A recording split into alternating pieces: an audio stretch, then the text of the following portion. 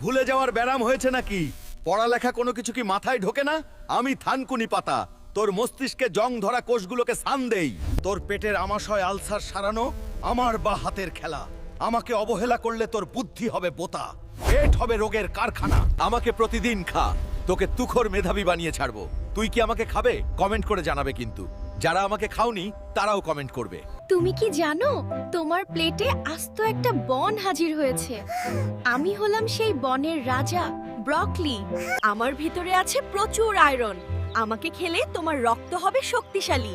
তুমি ক্লান্তহীনভাবে সারা দুপুর খেলতে পারবে। তোমার হাড়গুলোকে মজবুত করতে আমার কাছে আছে ক্যালসিয়ামের জাদু।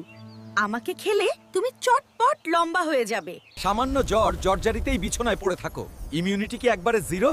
আমি চিচিঙ্গা, তোর শরীরের বাড়তি তাপমাত্রা কমিয়ে তোকে সুস্থ করতে এসেছি। আমার শরীরে থাকা ফাইবার তোর হার্টকে রাখবে সুরক্ষিত, রক্তচাপ রাখবে একদম নিয়ন্ত্রণে। আমাকে এড়িয়ে চললে ইনফেকশন তোর পিছু ছাড়বে না।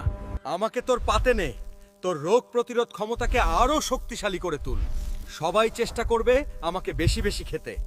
পাকা কলার কদর করিস আর আমাকে অবহেলা করিস। জানিস কি, তোর পেটের ভিতরে দেওয়াল যখন আলসার আর গ্যাসে ফুটো হয়ে যায়, রাজমিস্ত্রি হয়ে সেগুলোর মেরামত করি। আমার রেজিস্ট্যান্স চার্জ তোর সুগার কমায়, পেটকে রাখে পাথরের মতো শক্ত। আমাকে তুচ্ছ ভাবলে তোর হজম শক্তি কোনোদিন মাথা তুলে দাঁড়াতে পারবে না।